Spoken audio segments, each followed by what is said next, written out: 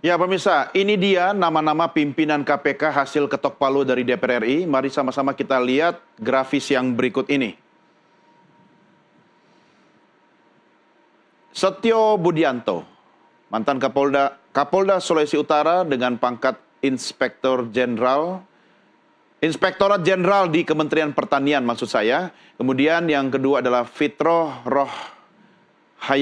Cahyanto, Direktur Penuntutan di KPK, kemudian tim Jaksa KPK juga, dan JPU di Kejaksaan Agung. Yang berikutnya kita lihat ada nama pimpinan KPK terpilih. Ibnu Basuki Widodo, yang sebelumnya adalah Hakim Pengadilan Tinggi Manado, kemudian Hakim Pengadilan Negeri Jakarta Pusat, dan juga Humas di Pengadilan Tipikor Jakarta. Kemudian Johanis Tanak, yang tadi sempat tayangannya kita saksikan, adalah mantan Wakil Ketua KPK, Direktur Tata Usaha Negara Kejaksaan Agung, dan juga Kepala Kejaksaan Tinggi Provinsi Jambi. Dan satu lagi, kita lihat, yaitu Agus Joko Pramono, Wakil Ketua BPK periode 2019 hingga 2023, Komite Penasihat Pemeriksa Independen, Inisiatif Pengembangan Intosai, dan juga anggota BPK 2013-2019. Mas Budiman, tadi statement Anda ada 3 lembaga yang istilahnya rebutan. Bukankah sebenarnya dengan 3 lembaga kekuatannya makin tambah, jadi triple power? Apa yang Anda ragukan? Yang diragukan itu ya persaingan, gitu kan, untuk memberantas korupsi, tapi pada prakteknya kemudian sikut-sikutan. Sehingga dalam bayangan saya, memang harus ada semacam undang-undang tipikor ini diomnibuskan, ya, dibikin sebuah penataan undang-undang. Siapa mengerjakan apa? Kalau kita lihat ya dari fakta-fakta empirik yang ada 2 orang capim KPK yang itu mendapatkan support 48, ya.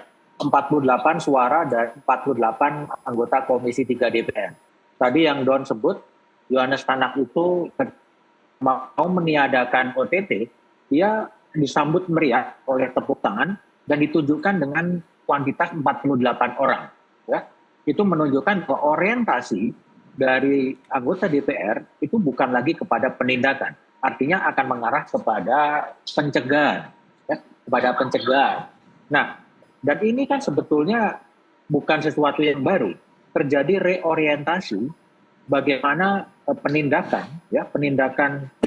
pemberantasan korupsi itu akan menekankan pada aspek penindakan atau aspek pencegahan. Kebetulan saya pernah ikut seleksi pimpinan KPK dan gagal, ya, dan gagal. Pertanyaan seperti itu, pertanyaan apakah masuk kepada pencegahan dan penindakan, itu selalu ditanyakan. Selalu ditanyakan. Artinya adalah, ini kan sebenarnya profiling. Ya. Orang-orang yang bersepakat dengan pencegahan, itulah yang lebih diinginkan. Itulah yang muncul dalam forumnya Johanis Tanak yang muncul dengan 48 suara.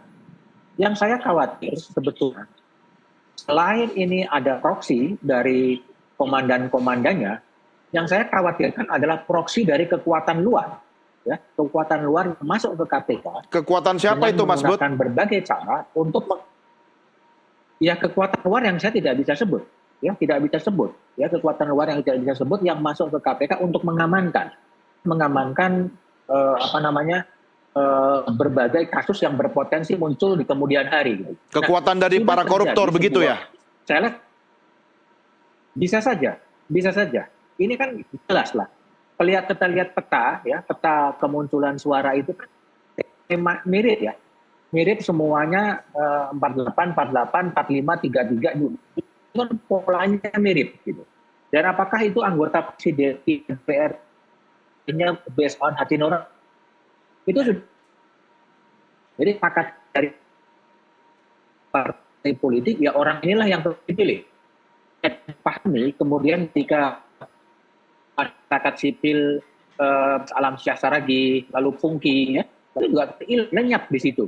Karena masyarakat sipil tidak dikehendak, padahal dalam bayangan saya masyarakat sipil itu menjadi penting untuk menjadikan agar KPK tetap bisa berkomunikasi dengan jadi bisa menjadi variabel yang bebas ya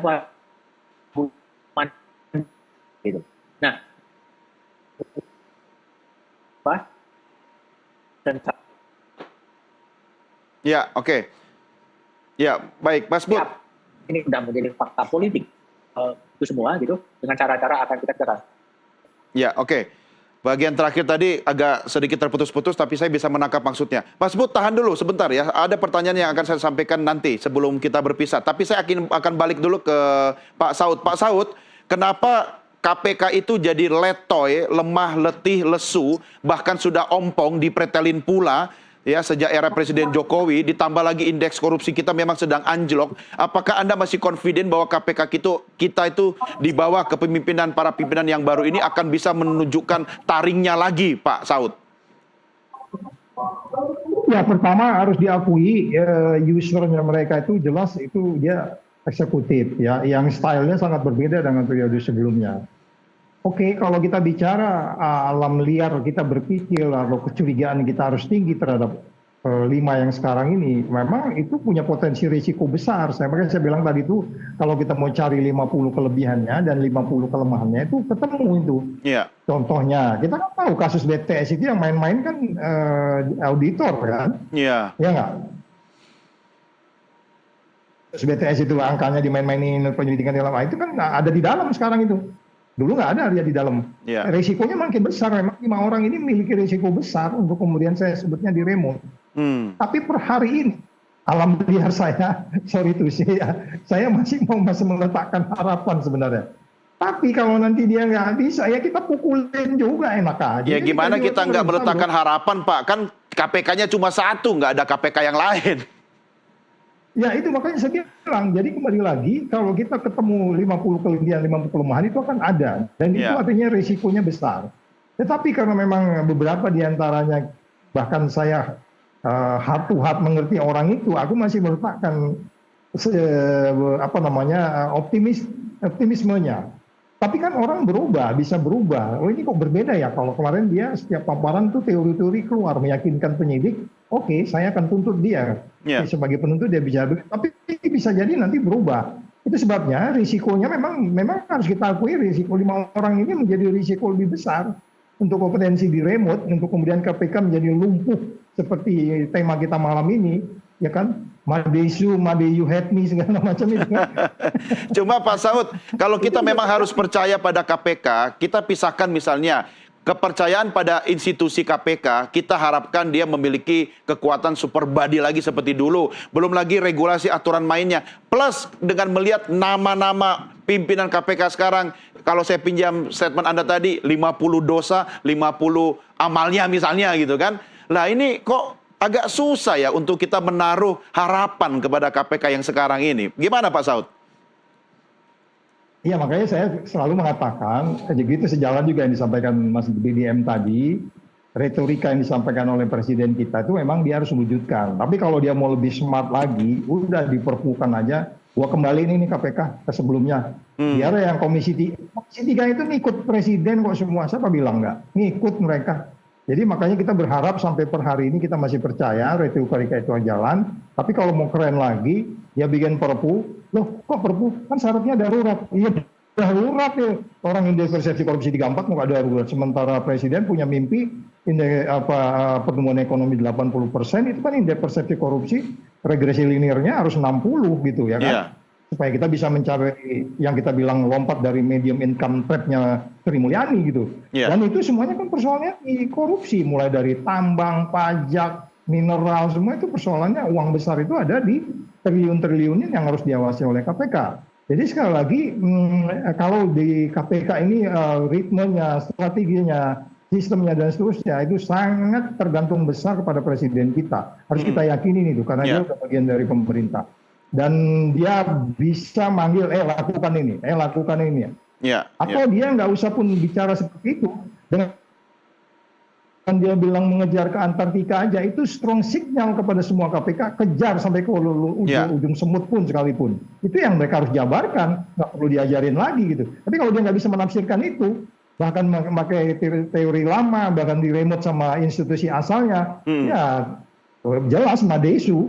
Iya, iya. Oke, tahan dulu. Sebelum ke Mas Diki, saya balik dulu ke Mas Budiman. Ada yang menarik, karena saya ingat bincang-bincang saya dengan Mas Bud beberapa waktu lalu soal kondisi KPK sekarang kita, ya memang madesu sih. Tapi Mas Bud, sejujurnya ya, kata orang Jaksel ya, jujurly sekarang ini, kenapa itu KPK dikondisikan seperti itu? Kalau kita mau bicara penguatan KPK, harusnya kan Pak Prabowo tidak meneruskan calon pimpinan nama-nama yang diajukan di era Presiden Joko Widodo. Tapi kenapa kok Presiden Prabowo yang mengatakan dengan retoriknya yang sangat tegas itu, ku kejar sampai di Antartika? Why, Mas Bud? Masih di mute, Mas?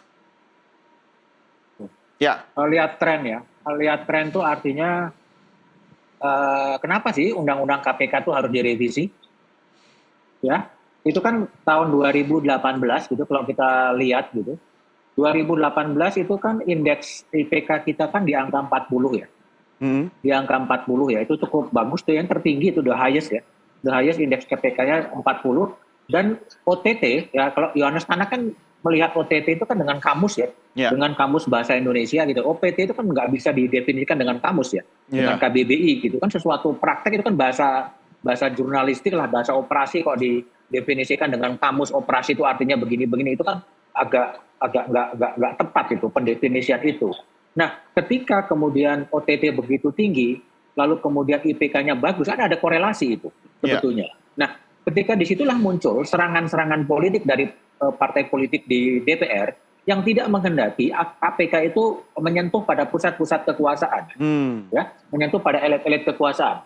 Disitulah kemudian 6 orang anggota DPR itu menginisiasi lahirnya undang-undang inisiatif revisi undang-undang KPK, yang pada 10 tahun sebelumnya pada era Pak SBY itu bisa dibendung, ya, bisa dibendung oleh Pak SBY dengan caranya, tetapi pada era periode pertama terakhirnya Presiden Jokowi, kemudian itu diloloskan revisi undang-undang KPK.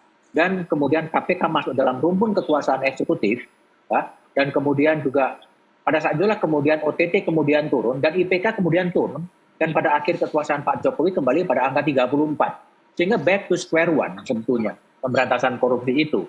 Nah, masalahnya adalah kemudian kalau lihat tren itu sekarang, arah KPK adalah sebetulnya arah menjadi pencegahan saja. Desain elitnya itu reorientasi, tidak lagi pada enforcement, tetapi how to prevent corruption. Itu akan ditempatkan pada posisi itu. Itu bisa kita lihat kan, pernyataan-pernyataan bahwa OTT itu kampungan, ya, lalu kemudian tidak perlu dilakukan, dan itu kan dipasang juga. Yohanes Tanak kan juga kemudian mengatakan bahwa OTT itu salah, dan lain sebagainya, kan masuk ke situ. Arahnya kepada pencegahan, gitu loh. Nah sekarang, ketika KPK hanya menjadi lembaga pencegah, gitu kan, narasi apa sih yang mau dilawan oleh pimpinan KPK untuk kemudian dia harus menguasai narasi lagi gitu loh. Saya tuh agak tidak sepakat dengan istilah koruptor gitu. Koruptor itu terlalu elit, apa terlalu dong? white collar gitu. Pembusuk bagi saya. Karena koruptor itu kan korupsi kan berasal dari bahasa Latin. Istilahnya kalau dalam kata itu kan corrumpere. Corrumpere itu membusukkan. Dan membusukkan itu bukan hanya soal uang gitu. Sesuatu yang membusukkan semua lini kehidupan adalah pembusuk gitu. Sehingga perlu juga ada sebuah narasi yang lebih, itu mereka itu membusukkan negara, membusukkan pendidikan, membusukkan apapun juga gitu. Koruptor terlalu elitis gitu. Sehingga harus ada strategi kebudayaan yang harus dikembangkan oleh pimpinan KPK. Sehingga eksistensi dari KPK itu punya manfaat bagi publik. Bukan sekarang lihat perdebatan diskursus kan yang muncul termasuk dari teman-temannya Pak Saud itu. Kerugian negara nggak usah lah, kita fokus pada suap. Kira-kira menjadi begitu. Kan ada juga sebuah narasi yang coba dikembangkan itu ya. Dikembangkan ke sana. Ini ada apa gitu loh. Nah ini kan permainan narasi. Ya, permainan narasi. Pada satu saat Bu Megawati saat menjadi presiden, itu pernah mencoba mendekonstruk istilah KPK itu menjadi garong gitu loh. Rampok gitu. Maling. Nah, itu sesuatu yang harus ke situ gitu. Maling. Nah dalam bahasa, saya menggunakan istilah pembusuk gitu. Pembusuk itu macam-macam loh. Nah ini yang harus kemudian itu akan melibatkan emosi masyarakat dan dukungan publik pada KPK itu menjadi penting. Nah sekarang problemnya adalah bagaimana kemudian pimpinan KPK yang baru itu bisa meraih dukungan publik dan juga menunggangi atau mengikuti arahan dari Presiden Prabowo yang betul-betul retoriknya sangat bagus gitu loh. Iya. Nah ini yang pekerjaan rumah yang dihadapi oleh pimpinan KPK sekarang ini. Gitu. Iya, Mas Bud, dengan kata-kata ku kejar kau sampai Antartika itu apakah hanya sekedar retorika, lipstick, atau kita bisa menaruh harapan yang besar pada Presiden Prabowo?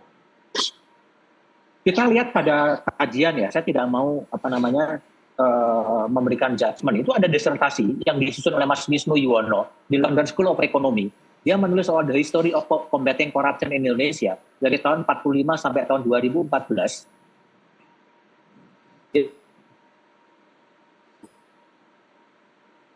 Ya. Itu memulai sebuah retorik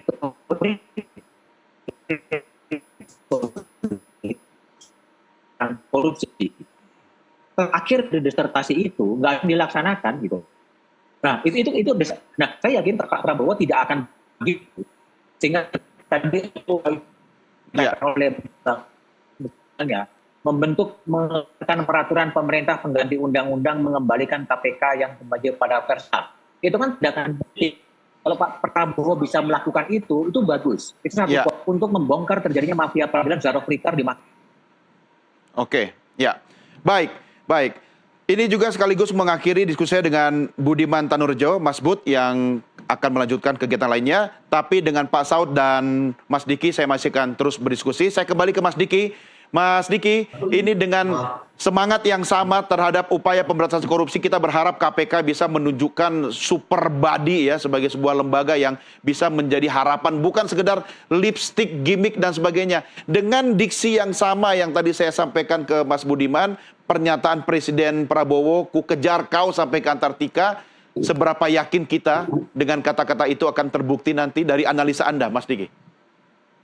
Ya, sebelum menjawab pertanyaan Mas Doni, saya ingin menyambung tadi kalimat terakhir dari Mas Budiman begitu ya. Tadi soal bagaimana kemudian usaha KPK untuk mengembalikan kembali citra kelembagaan begitu ya. Kalau kita melihat dan mengevaluasi kembali kinerja KPK selama periode 2019-2024 itu sudah barang tentu menjadi pekerjaan yang sulit untuk Setio Budianto dan juga 4 orang pimpinan lainnya mengembalikan citra KPK. Nah, salah satu yang kemudian penting untuk diurai begitu yang dilakukan oleh Setio dan 4 pimpinan lainnya adalah bagaimana kemudian melakukan evaluasi terhadap tata kelola kelembagaan, termasuk diantaranya Mas Doni memetakan ulang begitu ya strategi penindakan kasus korupsi untuk menaikkan kualitas dan juga kuantitas penindakan kasus korupsi yang dilakukan oleh KPK. Karena kalau kita lihat, kita cermati lebih lanjut begitu ya, selama 2019 sampai tahun 2024 kuantitas penindakan kasus korupsi yang dilakukan oleh KPK itu menurun secara konsisten. Nah, kalau kita cermati lebih lanjut, kenapa kemudian itu mengalami penurunan? Ada 2 pangkal persoalannya. Tadi sudah disampaikan oleh Mas Doni di awal. Pertama adalah revisi Undang-Undang KPK, gitu ya. Yang kemudian kedua adalah pemilihan komisioner yang bermasalah. Nah, kita lihat bagaimana kemudian komitmen Presiden Prabowo untuk mengembalikan marwah KPK kembali. Kalau kita mengacu, Mas Doni, dalam dokumen Astacita, itu memang disebutkan secara jelas. Hanya ada satu kata mengenai KPK begitu ya, bahwa KPK akan dijadikan sebagai center of excellence dalam pencegahan korupsi. Nah, ini kan kalau kita menyambung pada saat proses pemilihan pimpinan KPK yang kemarin begitu ya, di mana pertanyaan-pertanyaan yang kemudian banyak muncul itu adalah melihat bagaimana perspektif setiap kandidat mengenai OTT dan kemudian justru yang menolak OTT lah yang dipilih. Saya kira ke depan masa depan KPK hanya akan bekerja dari sektor pencegahan. Nah, pertanyaan lebih lanjutnya adalah apa yang kemudian dilakukan selama periode 2019-2024 lalu kerja KPK di sektor pencegahan. Ada beberapa program sebetulnya yang dimiliki oleh KPK. Misalnya sistem integritas partai politik, berintegritas, politik cerdas berintegritas. Kemudian di sektor sumber daya alam punya gerakan nasional penyelamatan sumber daya alam. Semuanya ini lebih banyak kalau ya kita bicara sumber daya alam gitu ya. Tadi disinggung Pak Saud begitu. Sektor pencegahan di sektor sumber daya alam kalau kita mencari pencarian di Google gitu ya terkait dengan kinerja GNPSDA itu terakhir kali ditemukan tahun 2018, Mas Doni, pada zamannya Pak Saud begitu ya. Yeah. Praktis sebetulnya 2019 sampai 2024 tidak pernah ada terdengar kinerja pencegahan di sektor sumber daya alam yang mana kita tahu bahwa itu merupakan sektor yang salah satu sektor yang paling rawan terjadi tindak pidana korupsi. Jadi saya belum bisa menakar, kalaupun penindakan bukan menjadi fokus utama, pencegahan pun belum efektif gitu dilakukan oleh KPK, Mas Diki. Oke, itu di sektor tadi itu yang paling banyak maling dan garongnya ya, Mas Diki ya. Oke, Mas Budiman masih bersama kita. Tadi bagian terakhir agak terputus-putus. Mas Bud, sekaligus ya sepertinya nge-freeze lagi, Mas Budiman. Oke. Satu kata, saya pengen dengar dari Mas Budiman soal keyakinan dan optimisme kita pada KPK dengan pimpinan yang baru sekarang ini. Apa yang bisa Anda sampaikan, Mas Bud? Ya, harus ada tindakan yang lebih konkret ya. Dan itu diawali oleh Pak Presiden gitu loh. Ya. Kita tetap berharap Pak Presiden, Pak Prabowo itu berani mengeluarkan tadi yang diharapkan oleh Pak Saud, mengeluarkan Perpu dan mengembalikan KPK ke orisinil. Dan yang kedua adalah Pak Presiden memanfaatkan kasus mafia peradilan Syarif Rikar dengan membentuk tim gabungan pencari fakta. Syarif tidak hanya mengatakan lupa uangnya dari mana, lupa uangnya gitu. Itu kan agak amnesianya terlalu kebangetan ya. Nah kalau ada tim gabungan pencari fakta di situ, itulah jadi berbicara soal KPK. Tetapi kita mau bikin ekosistem peradilan soal korupsi. Dan itu maksudnya adalah dalam Syarif Rikar. Nah ini ya kita mencari itu buat tapi dia Pak